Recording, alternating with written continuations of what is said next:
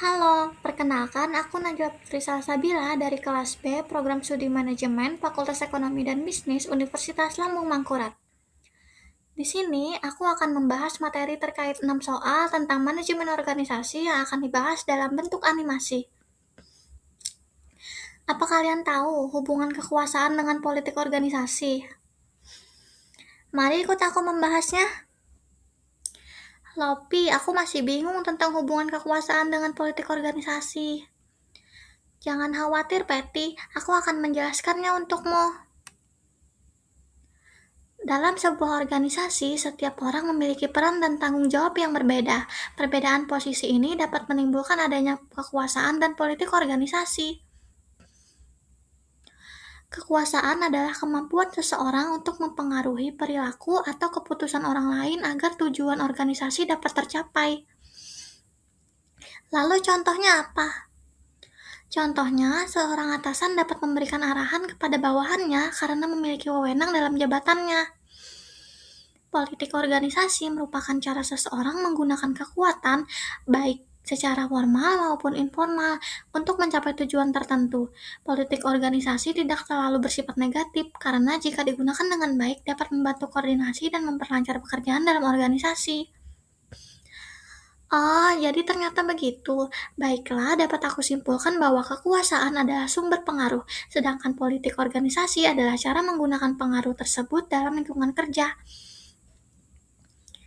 Itu dia pembahasannya. Mari kita lanjut ke pembahasan berikutnya. Cara apa sih yang paling gampang untuk forecasting kebutuhan tenaga kerja? Mari lihat cuplikan berikut ini. Lopi, kamu lagi ngapain lihat data gitu? Aku lagi coba memperkirakan kebutuhan karyawan ke depan. Hah? Emang bisa diprediksi kayak gitu? Bisa kok pakai data dari data sebelumnya. Dari situ kita bisa kira-kira kebutuhan ke depannya. Nah, teman-teman, dari cuplikan tadi, proses tersebut adalah forecasting kebutuhan tenaga kerja, yaitu memperkirakan jumlah karyawan yang dibutuhkan di masa depan. Cara sederhana untuk melakukan forecasting adalah dengan analisis tren, yaitu melihat dari data sebelumnya. Jika jumlah karyawan terus meningkat, maka perusahaan bisa memperkirakan kebutuhan tenaga kerja juga akan bertambah. Dengan cara ini, perusahaan bisa lebih mudah merencanakan kebutuhan karyawan tanpa metode yang rumit. Nah, teman-teman, itu dia pembahasannya. Mari kita lanjut ke pembahasan berikutnya. Kalian tahu nggak apa itu Pygmalion Effect? Terus gimana ekspektasi bos ngaruh ke kinerja? Mari kita bahas. Lopi, kok kamu kelihatan semangat banget hari ini? Soalnya tadi bos bilang aku pasti bisa ngerjain tugas ini dengan baik. Emang ngaruh ya kata-kata bos kayak gitu? Ngaruh banget, jadi lebih percaya diri.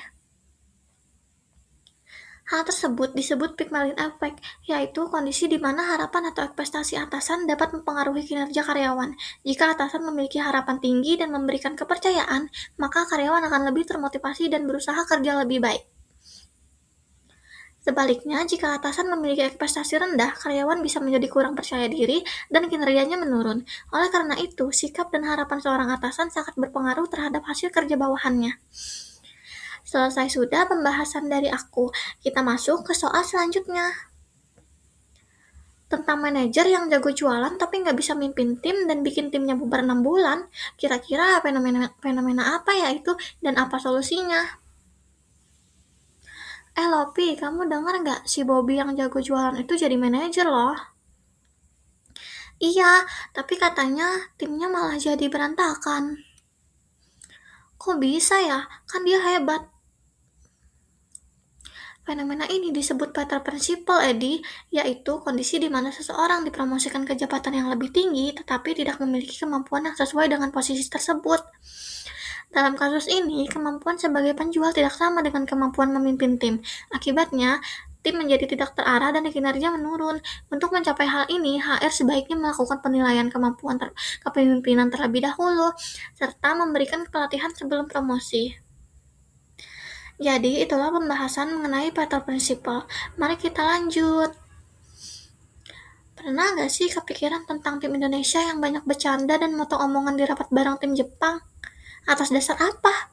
Mari kita bahas. Jadi rencana kerja sama kita nanti, Patty, lihat deh lucu banget. Mana? Iya, lucu banget meme-nya. Excuse me? Can we continue? Santai aja, Pak. Itu bisa dibahas kapan-kapan kok. Situasi ini menunjukkan kegagalan dalam komunikasi lintas budaya atau cross-cultural communication. Dalam budaya Jepang, komunikasi biasanya lebih formal, terstruktur, dan sangat menghargai sopan santun serta giliran berbicara. Namun, dalam kasus ini, tim terlalu santai, bercanda, dan bahkan memotong pembicaraan sehingga dapat dianggap kurang menghargai lawan bicara. Oleh karena itu, penting untuk memahami perbedaan budaya, menjaga etika komunikasi, dan menyesuaikan sikap agar kerjasama dapat berjalan dengan baik. Wah, pembahasan yang tadi mengajarkan kita untuk lebih menghargai. Baiklah, kita move on ke soal selanjutnya. Kali ini tentang audit internal. Fraud ketahuan setelah 11 bulan lamanya. Kenapa periodik kontrol nggak cukup? Bisa kasih contoh? Lopi, lihat deh, kok bisa ya fraud baru ketahuan setelah 11 bulan? Soalnya auditnya cuma dilakuin setahun sekali. Jadi, selama itu nggak ketahuan sama sekali ya? Iya, karena nggak dipantau terus-menerus. Iya kan, audit internal yang dilakukan secara periodik seperti setahun sekali tidak cukup untuk mendeteksi kecurangan dengan cepat. Hal ini karena fraud bisa terjadi di antara waktu audit, sehingga baru diketahui setelah lama. Oleh karena itu, diperlukan continuous monitoring atau pemantauan secara terus-menerus. Contohnya ada sistem yang memantau transaksi secara real-time, sehingga masalah bisa segera terdeteksi. Nah, teman-teman, selesai sudah perjalanan Lopi dan teman-teman dalam memahami manajemen organisasi. Kesimpulannya, manajemen melibatkan pengelolaan kekuasaan, perencanaan tenaga kerja, dan pengaruh atasan terhadap kinerja karyawan. Selain itu, penting juga memahami kepemimpinan perbedaan budaya dan sistem pengawasan agar organisasi dapat berjalan dengan efektif. Baiklah, sampai jumpa teman-teman. Dadah. Terima kasih.